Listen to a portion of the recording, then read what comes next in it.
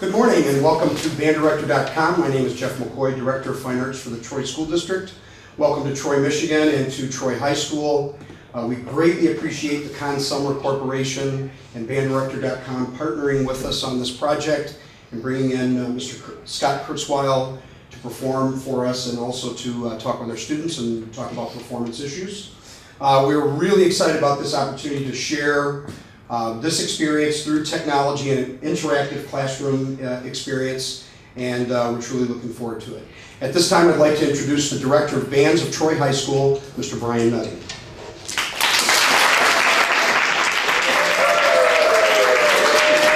Good morning and welcome to Troy High School. Troy High School is a program, school building of just under 2,000 students. We have approximately 220 students in the band program, three-tier concert program, jazz band, and marching band. We welcome you to Troy High School. We're grateful to Dave Knox for the opportunity to host this clinic, and we hope that you'll explore new ways of learning by visiting the site. We're grateful to host a clinic, and at this time I'd like to get right to it by introducing our clinician, Scott Kurtzweil. Good morning, everybody.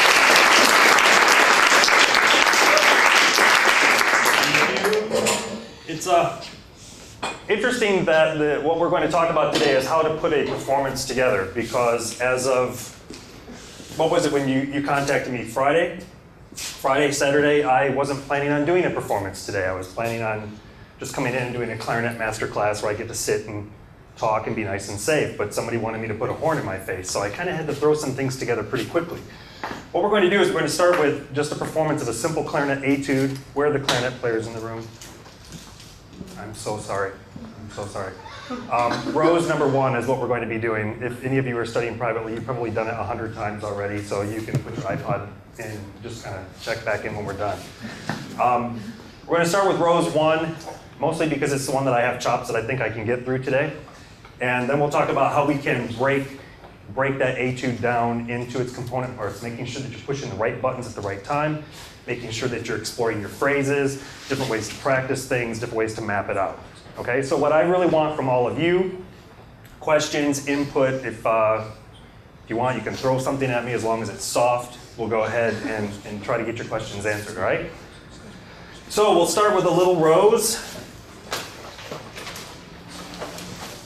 And I'm going to sit because I'm being really lazy today.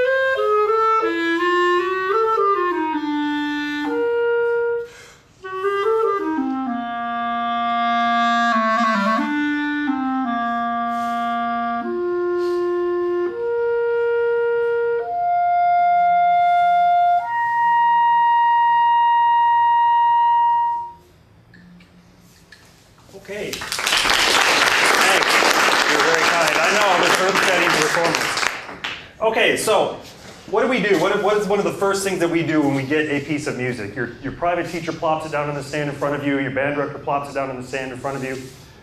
How do we approach turning that into, or from just those notes on the page into a performance? What are some things that you guys might do? Try to stay awake second hour during the day? Yeah, I can relate to that. What's the first thing that you should do?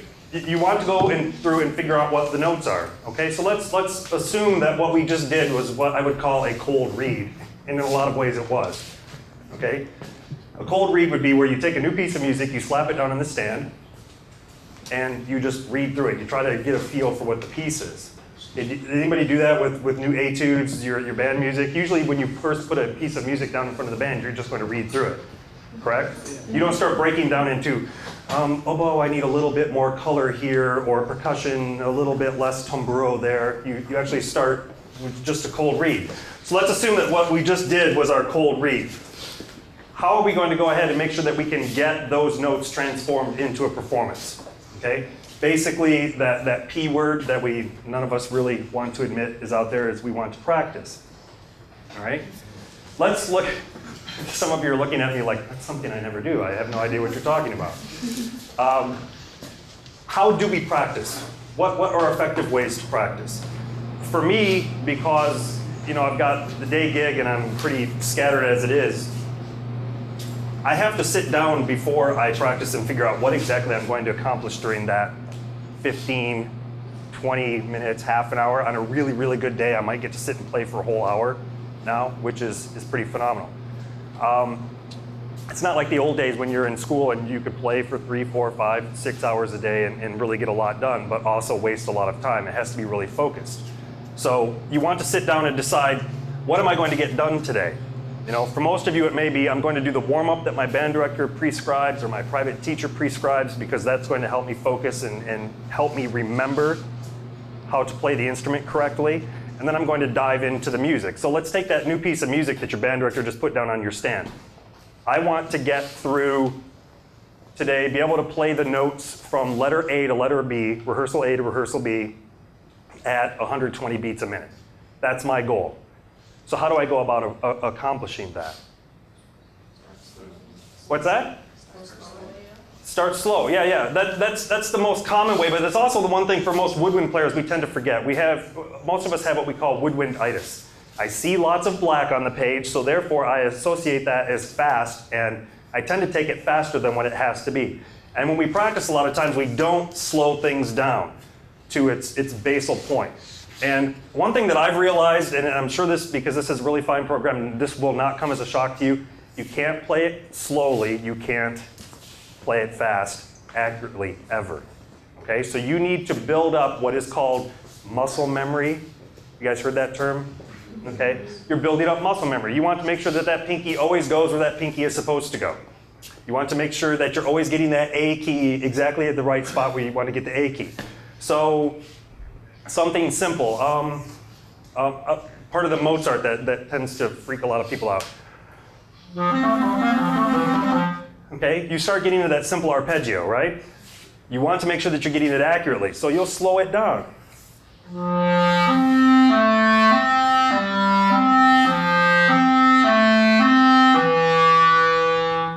And moving on from there. Now you can make sure that you are not, how can I say this? Totally lost it. I got a signal from the back of the room about not wandering around up here so much because they're having trouble keeping me on camera, and I totally lost my train of thought. So I guess it really wasn't that important, so feel yourselves fortunate that I didn't bore you with the details on that one.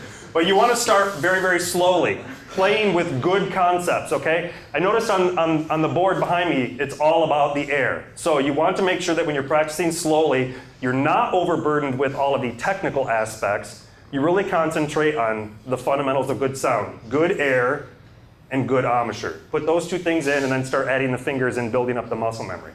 Okay? Now for me, sometimes playing things slowly doesn't always work because as soon as I click the tempo back up a little bit, my brain goes into high gear and I start freaking out and I cannot play it as quickly as I want to, no matter what. What maybe are some techniques that you all have been taught or you all have figured out on your own that you can use to help you get through, say, a rhythmic challenge, something that just doesn't want to go correctly for you. And I hear crickets. This is... What's that? Break it up into smaller pieces. Break it up into bite-sized pieces, right. So, you might just take something really simple. You might try the first 3 notes.